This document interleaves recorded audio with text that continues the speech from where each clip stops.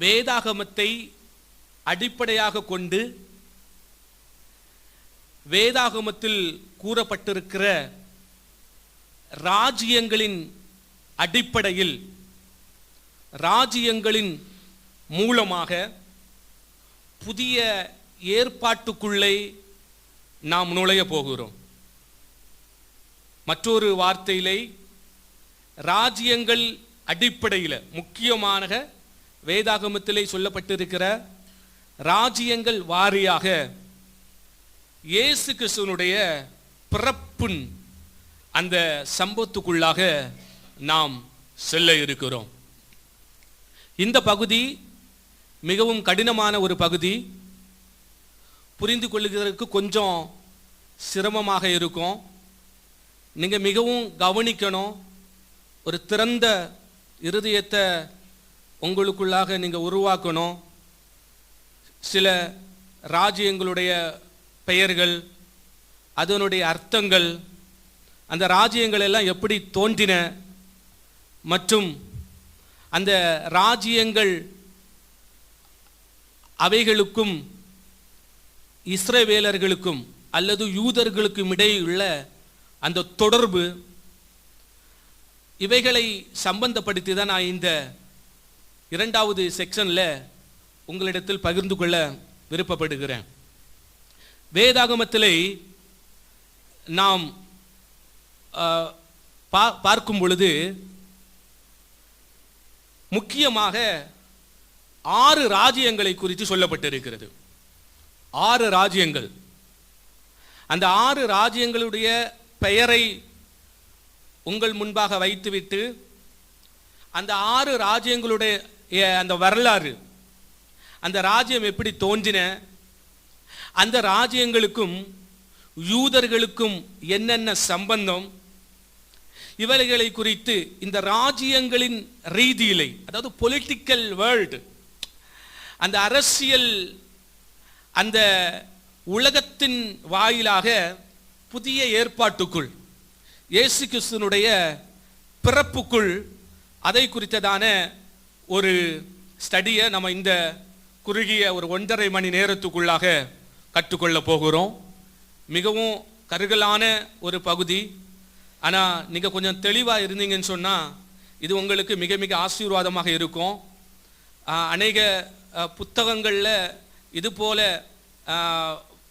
வருட ரீதியாக மற்றும் ராஜ்யங்கள் கிங்டம் ரீதியாக புதிய ஏற்பாட்டுக்குள்ளே போகிறதுக்கான ஒரு ஸ்டடியை நம்ம கோர்வையாக பார்க்க முடியாது.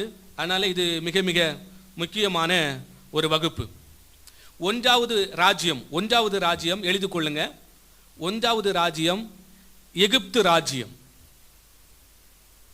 எகிப்து ராஜ்யம். 2வது ராஜ்யம் அசிரியா ராஜ்யம். 2வது ராஜ்யம் அசிரியா ராஜ்யம். 3வது ராஜ்யம் பாபிலோனிய ராஜ்யம். 3வது ராஜ்யம் பாபிலோனிய ராஜ்யம். 4வது ராஜ்யம் மேதியா பெர்சியா ராஜ்யம். 4வது ராஜ்யம் மேதியா பெர்சியா ராஜ்யம். 5வது ராஜ்யம் கிரேக்க ராஜ்யம். 5வது ராஜ்யம் கிரேக்க ராஜ்யம். கடைசியாக 6வது ராஜ்யம் ரோம் ராஜ்யம். 6வது ராஜ்யம் ரோம் ராஜ்யம். இனி 7வதாக ஒன்று இருக்கிறது. அது தேவ ராஜ்யம், இயேசு கிறிஸ்துவினுடைய ராஜ்யம். அவர் தன்னுடைய ராஜ்யத்தை இந்த பூமியில் என்ன செய்ய போறாரு? ஸ்தாபிக்க போறாரு. அப்போ நம்ம இந்த 6 ராஜ்யங்களை குறித்து தான் இந்த வகுப்புல நம்ம கற்றுக்கொள்ள போகிறோம். அநேக காரியங்கள் இருக்கு இந்த ராஜ்யங்களை குறித்து. நமக்கு தேவையான அவசியமானதை மட்டும் இந்த வகுப்புல நம்ம கற்றுக்கொள்ள போகிறோம். 1வது எகிப்து ராஜ்யம். 1வது எகிப்து ராஜ்யம். இந்த எகிப்து ராஜ்யத்தினுடைய அந்த பெயர் எப்படி வந்தது? அந்த எகிப்து ராஜ்யம் எப்படி தோன்றினது என்பதை குறித்து ஃபர்ஸ்ட் உங்களுக்கு முன்பாக நான் பகிர்ந்து கொள்ள விருப்பப்படுகிறேன். இன்றைக்கு நாம் எகிப்து எகிப்து என்று சொல்லுகிறோம். எகிப்து எகிப்து. இந்த எகிப்து என்கிறதான இந்த பெயர் எப்படி வந்தது என்று சொன்னால், பண்டைய கால எகிப்தியர்கள்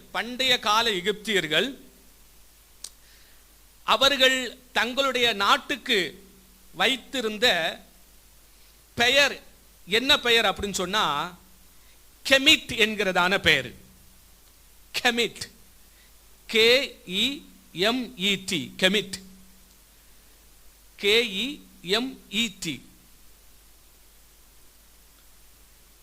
இந்த கெமிட் அப்படின்னு சொன்னா கருப்பு நிலம் என்று அர்த்தம். கெமிட் என்று சொன்னால் கருப்பு நிலம். ஏன் அப்படின்னு சொன்னா, இந்த எகிப்து ராஜ்யத்தை குறித்து நாம் படிக்கும் பொழுது எகிப்து ராஜ்யத்துக்கே மிக மிக முக்கியமாக திகழக்கூடிய ஒரு ஆறு, ஒரு நதி, என்ன நதி அப்படின்னு சொன்னா நைல் நதி. அதை நம்ம வேதத்தில் பார்க்க முடிகிறது. இந்த நைல் நதியின் ஓரத்தில், அந்த நதியின் அந்த சமமான அந்த ஓரத்தில் காணப்படுகிற அந்த மண் கருப்பு வண்டல் மண்ணாக இருந்தது. கருப்பு வண்டல் மண் மிகவும் வளமான ஒரு பகுதி. விவசாயம் செய்வதற்கு மிகவும் ஆசீர்வாதமான ஒரு பகுதி, ஒரு பரப்பளவு, ஒரு பகுதி தான் அந்த நைல் நதி, அதனை ஒட்டி உள்ள பகுதிகள். அப்போ அந்த மண் வைத்து கொண்டே, அந்த கருப்பு நிற மண், அந்த வளமான அந்த வண்டல் மண், அந்த பெயர்ல தான் முதலில் எகிப்தியர்கள் அவர்களுடைய ராஜ்யத்துக்கு கெமிட் என்கிறதான பெயரை வைத்தார்கள். அப்போ அந்த பண்டைய காலத்தில் எகிப்து கிடையாது, கெமிட். கெமிட் என்றுதான் அறியப்பட்டது. இந்த எகிப்தியர்கள் பேசி வந்த ஒரு வகை மொழியும் கெமிட் மொழியாக அழைக்கப்படுகிறதாக நாம் வரலாற்றிலே பார்க்க முடிகிறது. கெமிட் மொழி. இந்த கெமிட் என்று சொல்லக்கூடிய, இப்பொழுது எகிப்து என்று அறியப்படுகிற அந்த பண்டைய காலகட்டத்தில் அவர்களுக்கு மிகவும் பிரசித்தி பெற்ற ஒரு நகரம் இருந்தது. அந்த நகரத்தோட பேர் கொஞ்சம் உச்சரிக்கிறதுக்கு கொஞ்சம் கஷ்டமாக இருக்கும். ஹிக்குப்டா என்கிறதான ஒரு பேர். ஹிக்குப்டா, HIKUPTAH,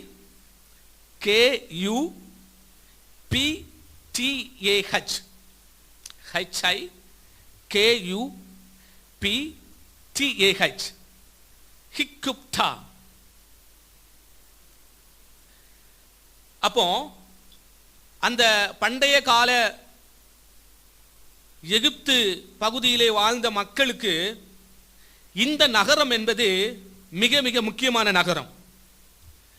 ஏன் என்று சொன்னால், இந்த நகரத்தில் அவர்கள் வழிபட்டு வந்த ஒரு கடவுள், அந்த கடவுளுடைய பெயர் இப்டா.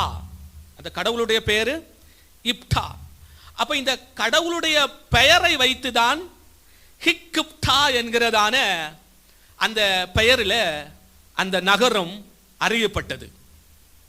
இப்போ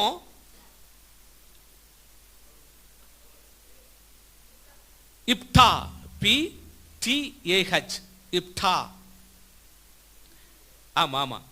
இப்போ பல நூற்றாண்டுகள் கழிந்த பிறகு கிரேக்கர்கள் இந்த எகிப்து தேசத்தில் குடியேற ஆரம்பித்தார்கள். கிரேக்கு ஜனங்கள், கிரேக்கு மக்கள் எகிப்தில் குடியேற ஆரம்பித்த பிறகு அவர்கள் ஹிக்குப்டா என்கிறதான இந்த பெயரை என்ன என்று சொல்லி அழைத்தார்கள் என்று சொன்னால் அவர்களால் உச்சரிக்க முடியவில்லை. இந்த ஹிக்குப்டா என்கிறதான பெயரை சரியாக உச்சரிக்க முடியாத காரணத்தினால ஐஹிப்டோஸ் என்று அழைத்தார்கள். ஐஹிப்டோஸ் என்று அழைத்தார்கள். AIGYPTOS,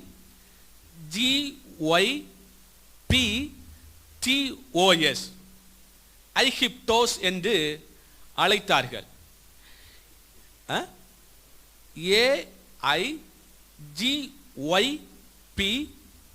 AIGYPTOS, ஐகிப்டோஸ். இந்த ஐகிப்டோஸ் தான் ஆங்கிலத்தில் ஈஜிப்ட் என்று மாறினது. ஆங்கிலத்தில் ஈஜிப்ட், EGYPT, எகிப்ட். இந்த எகிப்தை தான் நாம் எகிப்து தேசம் என்று சொல்லி அழைக்கிறோம். எகிப்து தேசம். அப்போ எகிப்து என்கிறதான பெயர் வருகிறதுக்கான ஒரு சிறு வரலாறு தான் இந்த வரலாறு. இனி இந்த எகிப்து என்கிறதான பெயரை நாம் எபிரேயத்தில் படிக்கும் பொழுது, எபிரேயத்தில் இந்த எகிப்துக்கு கொடுக்கப்பட்டு இருக்கிற பெயர் என்ன என்று சொன்னால் மிஸ்ராயிம்.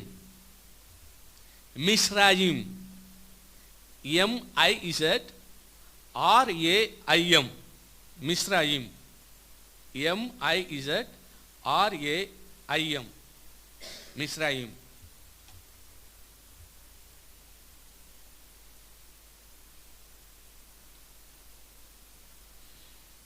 யா மிஸ்ராயிம் என்று அழைக்கப்பட்டது என்ற ஒரு கேள்விக்கு இந்த பெயர் எகிப்து என்று வருவதற்கு முன்பாக எபிரேயத்தில் ஏன் மிஸ்ராயிம் என்று அழைக்கப்பட்டது என்று சொல்லி சரித்திரத்தில் அல்ல, வேதாகம அடிப்படையில் பார்க்கும் பொழுது வேதாகமும் நமக்கு சரியான ஒரு தெளிந்த பதிலை கொடுக்கிறது.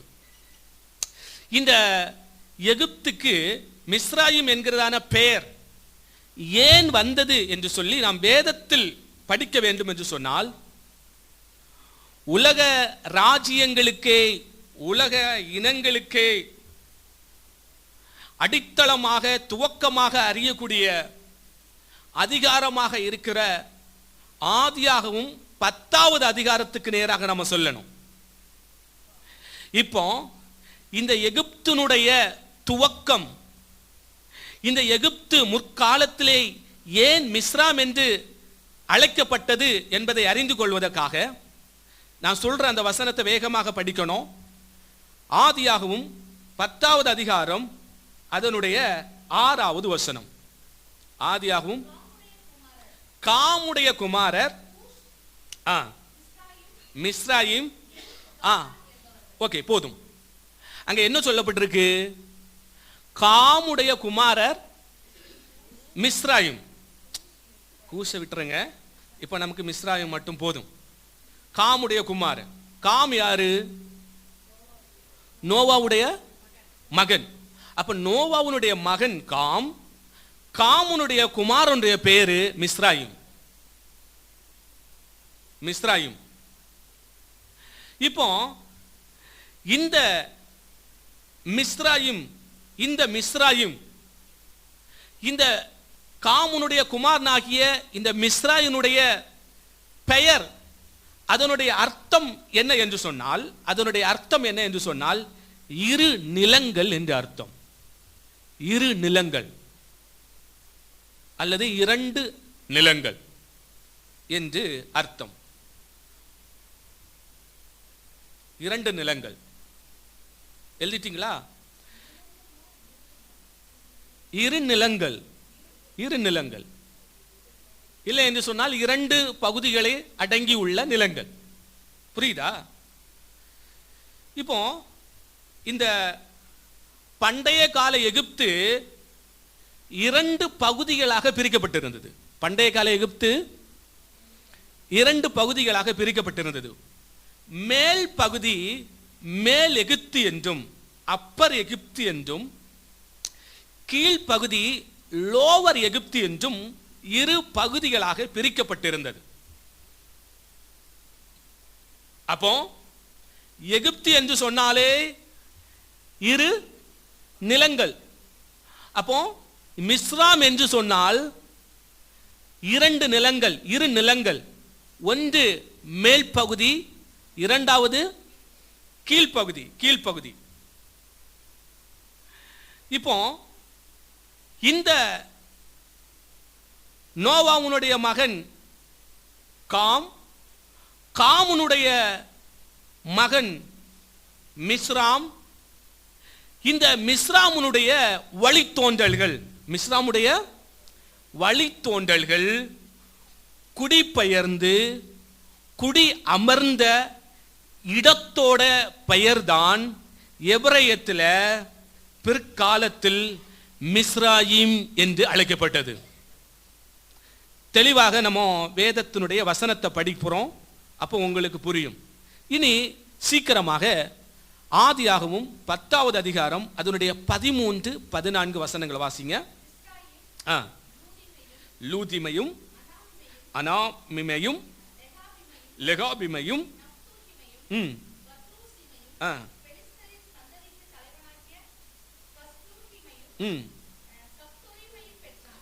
போதும். அப்ப மிஸ்ராயிம் இத்தனை மகன்கள் என்ன செஞ்சிருக்கிறான்? பெற்றிருக்கிறான். இப்போ இந்த மிஸ்ராமினுடைய மகன்கள், அவர்களுடைய பின் சந்ததிகள், அவர்களுடைய வழித்தோன்றல்கள், அவர்கள் பெருகி குடியிருந்த அந்த இடத்துக்கு தான் எபிரேயத்திலே மிஸ்ராயிம் என்று அழைக்கப்பட்டது. எபிரேயத்தில் மிஸ்ராயிம் என்று அழைக்கப்பட்டது. கிரேக்கத்தில் இஜிப்டோஸ், அதுதான் ஆங்கிலத்தில் எஜிப்ட் என்றும், நம்முடைய தமிழ் வேதாகமத்தில் எகிப்து என்றும் அழைக்கப்படுகிறது. புரியுதா? இவ்வளவு தெளிவா புரிஞ்சுல? இதுதான் இந்த எகிப்து, இந்த ராஜ்யத்தினுடைய ஒரு சிறிய ஒரு தோன்றிய துவக்க ஒரு வரலாறு. இனி நம்ம வேத வல்லுநர்களுடைய அந்த கால வரிசையின் அடிப்படையில் இந்த எகிப்து தேசத்தினுடைய அந்த வளர்ச்சியை குறித்து பார்க்கும் பொழுது இந்த எகிப்து தேசத்தினுடைய வளர்ச்சியை குறித்து அதிகமாக பேசியுள்ள, எழுதியுள்ள ஒரு வேத ஆசிரியருடைய பெயர் David Rohl. David Rohl, DAVID, David Rohl, ROHL, David role.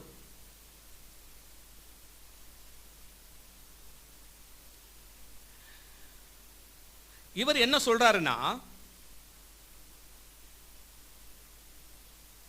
இந்த எகிப்து தோன்றிய அந்த காலத்தை வேதாகம அந்த நிகழ்வுகளோடு அதன் அடிப்படையில் நாம் கொஞ்சம் ஆராய்ச்சி செய்வோம் என்று சொன்னால், இந்த எகிப்தினுடைய வரலாறு நோவாவுடைய வெள்ளப்பெருக்குல்ல, நோவாவுடைய காலகட்டத்திலே நிகழ்ந்த வெள்ளப்பெருக்குக்கு பிறகு, அதாவது கிமு 2348வது ஆண்டுக்கு அந்த பிற்காலத்தில் ஒத்து போகிறதாக இந்த வேத பண்டிதர் குறிப்பிடுகிறார்.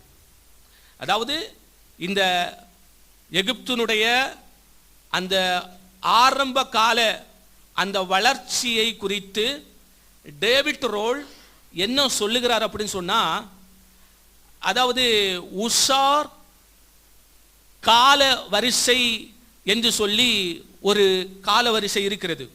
உஷார் அப்படி என்று சொன்னால், ஒரு யூத ரபி வேதாகமத்தில் நடைபெற்ற அந்த நிகழ்வுகளை வருடங்கள் அடிப்படையில் அவைகளை அவர் ஒப்பிட்டு எழுதியிருக்கிறார். அப்போ அவருடைய கால வருஷத்தின் அடிப்படையில் வெள்ளப்பெருக்குக்கு பிறகு, ஏன்னா வெள்ளப்பெருக்குக்கு பிறகுதான் யாரு? நோவாவுடைய குமாரன் காமுனுடைய குமாரன் மிஸ்ராயிம். அப்ப வெள்ளப்பெருக்குக்கு பிறகுதான் இந்த இந்த எகிப்து ஒரு ஆரம்ப காலத்தை, இந்த எகிப்து ராஜ்யம் ஒரு ஆரம்ப காலத்தை, ஒரு துவக்க காலத்தை கொண்டதாக இருந்தது அப்படின்னு சொல்லிட்டு இவர் இவருடைய புத்தகத்தில் எழுதியிருக்கிறார். இவருடைய புத்தகத்தில் எழுதியிருக்கிறார்.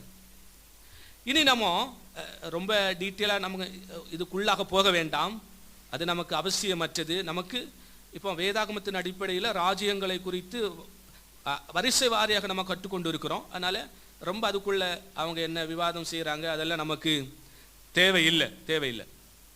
இப்போ நம்ம ஆதியாகவும் 12வது அதிகாரத்தை நாம் படிக்கும் பொழுது அங்க யாரை குறித்து பார்க்க முடியுது?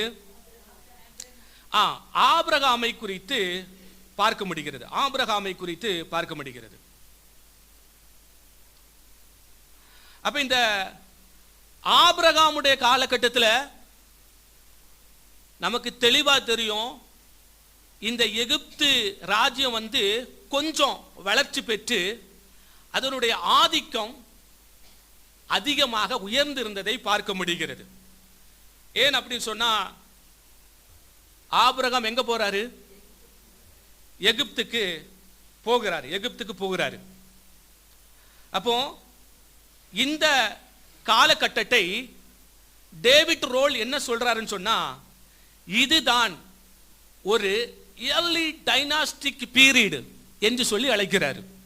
இயர்லி அதாவது ஆரம்ப வம்ச காலம் என்று சொல்லி பொழுது, அதாவது நம்ம எகிப்தினுடைய அந்த அரசாங்க ஆட்சி முறையை குறித்து படிக்கும் பொழுது அவர்கள் டைனாஸ்டிக் ரூலிங்கை அடிப்படையாக வைத்திருந்தார்கள். டைனாஸ்டிக் ரூலிங் என்று சொன்னால் ஒரே குடும்பத்தில் உள்ளவர் மாறி மாறி என்ன செய்வாங்க? ஆட்சி செய்வாங்க. இப்போ ஒருவர் ஆட்சி செய்கிறார், அவர் மரித்து விட்டார் என்று சொன்னால் அவருடைய மகன் ஆட்சி செய்வார். அப்போ இந்த காலகட்டத்தில் ஆரம்ப கால அதாவது எகிப்தினுடைய அந்த வம்ச ஆட்சி துவங்கின காலம் என்று சொல்லி இவர் குறிப்பிடுகிறாரு. இது கிமு 2200க்கும் 2000க்கும் இடைப்பட்ட காலகட்டத்தில் தான். இப்போ 2200க்கும் 2000க்கும் இடைப்பட்ட காலகட்டத்தில் எகிப்து இப்போ ஓரளவுக்கு என்ன செய்யுது? வளர்ச்சி பெற்று கொஞ்சம் அதாவது ஒரு சிறந்த ஒரு சாம்ராஜ்யமாக என்ன செய்யுது? உருவெடுக்குது. யாருடைய காலகட்டம்? ஆபிரகாம் அவருடைய காலகட்டம். இனி அடுத்து நாம் பார்க்கும் பொழுது, அடுத்து முக்கியமான ஒரு காலகட்டம் யாருடைய காலகட்டம் அப்படின்னு சொன்னா, மோசேசுனுடைய காலகட்டம். இந்த மோசேசுனுடைய காலகட்டத்தை, மோசேசுனுடைய சரித்திரத்தை நாம் யாத்திராகவும் 1, 2, 3 அதிகாரங்களை படிக்கும் பொழுது நமக்கு எல்லாருக்கும் தெரியும் மோசேசுனுடைய சரித்திரம். இப்போ இந்த மோசேசுனுடைய சரித்திரத்தை நாம் வேதத்தில் படிக்கும் பொழுது இந்த எகிப்து தேசத்தினுடைய ஆதிக்கமும் அடக்குமுறையும் ஒடுக்குமுறையும் யாருக்கு எதிராக இருக்குது? இஸ்ரவேல் யூதர்களுக்கு எதிராக இருக்கிறதை பார்க்க முடிகிறது. அப்ப இந்த மோசேனுடைய அந்த பிறக்கும் அந்த காலகட்டம், அதாவது மோசே பிறக்கிறாரு, அவரை வீட்டில் வச்சு வளர்க்க முடியல. அதனால எப்படியாவது பார்வோனிடத்திலிருந்து மோசையை காப்பாற்ற வேண்டும். அதனால மோசேனுடைய தாய் என்ன செய்யறாங்க? ஒளித்து வைக்கிறார்கள் 3 மாதங்கள். அதுக்கப்புறம் ஒளித்து வைக்க முடியல, நாணல் பெட்டியை செய்கிறாங்க, நயல் நதியில் விடுறாங்க. இந்த சம்பவங்கள் எல்லாம் நமக்கு தெரியும். இந்த மோசே பிறக்கிறார் தெரியுமா? இந்த பிறக்கிற காலகட்டத்தில் எகிப்து தேசத்தில் யார் ராஜாவாக இருந்தார்ன்னு சொன்னா, 4ஆம் துத்மோஸ் என்று சொல்லப்படுகிறது. 4ஆம் துத்மோஸ், அதாவது கிமு 1479 1425 வரைக்கும். கிமு 1479 1425 வரைக்கும். அப்ப இந்த காலகட்டத்தில், அதாவது மோசே பிறக்கிற இந்த காலகட்டத்தில் துத்மோஸ் என்கிறதான ஒருவன் தான் என்ன செய்யறான்னு சொன்னா, இந்த எகிப்தை ஆண்டு கொண்டு இருந்திருக்கிறதை பார்க்க முடிகிறது. இனி அடுத்து யாத்திராகமத்தில் இந்த யூதர்கள் இஸ்ரவேலர்கள் அடிமைத்தனத்தில் இருக்கிறாங்க, மிகவும் ஒடுக்கப்படுறாங்க. இந்த நேரத்தில் மோசே என்ன செய்யறாரு? ஒரு எகிப்தியனை கொலை செஞ்சுட்டு என்ன செய்யறாரு? ஓடி போயிறாரு. இப்படிப்பட்ட இந்த யூதர்கள் அதிகமாக உபத்திரப்பட்ட இந்த காலகட்டத்தில் யாரு ராஜாவாக இருந்தது அப்படின்னு சொன்னா, ராம்சேஸ் என்கிறதான ஒருவர் ராஜாவாக இருந்ததாக கூறப்படுகிறது. ராம்சஸ். யாத்திராகமும் 1வது அதிகாரம் 8வது வசனத்தை நாம் படிக்கும் பொழுது, யோசேப்பை அறியாத புதிய ராஜா எகிப்திலே தோன்றினான். அப்போ இந்த ராஜாவுடைய பெயர் என்ன? ராம்சஸ் என்று கூறப்படுகிறது. ஏன் ராம்சஸ் என்று கூறப்படுகிறது சொன்னா, யாத்திராகவும் அந்த புத்தகத்தை நாம் வாசிக்கும் பொழுது ராம்சஸ் என்கிறதான ஒரு பட்டணத்தை இவன் என்ன செஞ்சிருக்கிறான்? கட்டி வச்சிருக்கிறான். அப்போ தொல்பொருள் ஆராய்ச்சி மூலமாக இந்த கட்டடத்தை அடிப்படையாக கொண்டும் மற்றும் கால வரிசையின் அடிப்படையில் ஆராய்வு செஞ்சு இந்த காலகட்டத்தில் வாழ்ந்த அந்த ராஜாவுடைய பெயர் ராம்சஸ் என்று சொல்லி வேத பண்டிதர்கள் கூறுகிறதை பார்க்க முடிகிறது. இனி இந்த எகிப்துக்கும் யூதர்களுக்கும் என்ன சம்பந்தம் அப்படின்னு சொன்னா, இந்த எகிப்து இந்த ராஜ்யம் வளர்ச்சி அடைந்து இது ஒரு பெரிய சாம்ராஜ்யமாக மாறி யூத ஜனங்களை என்ன செஞ்சு சொன்னா, ஏறத்தாழ ஒரு 400 வருடம் அடிமைத்தனத்திலே வைத்திருந்ததை பார்க்க முடிகிறது. யாத்திராகவும் 12வது அதிகாரம் 40-41வது வசனத்தை வாசிக்கும் பொழுது, இஸ்ரவேல் புத்திரர் எகிப்திலே குடியிருந்த காலம் 430 வருடம். அதாவது 430 என்று சொல்லும்போது 30 வருடம் அவர்கள் சுதந்திரமாக இருந்தார்கள். யோசேப்பினுடைய காலகட்டத்தில் சுதந்திரமாக இருந்தார்கள் என்று கூறப்படுகிறது. தேவன் ஆபிரகாமுக்கு கொடுத்த வாக்கின்படியே 400 வருடங்கள் இந்த எகிப்து ராஜ்யத்தின் அடிமைத்தனத்திலேயே யூதர்கள் என்ன செஞ்சிருக்காங்க? வாழ்ந்திருக்கிறதை பார்க்க முடிகிறது. அப்போ வேதாகமத்தின்படி முக்கியமான ராஜ்யத்தினுடைய ஒரு ராஜ்யம்தான் இப்போ நாம் பார்த்த இந்த எகிப்து ராஜ்யம்.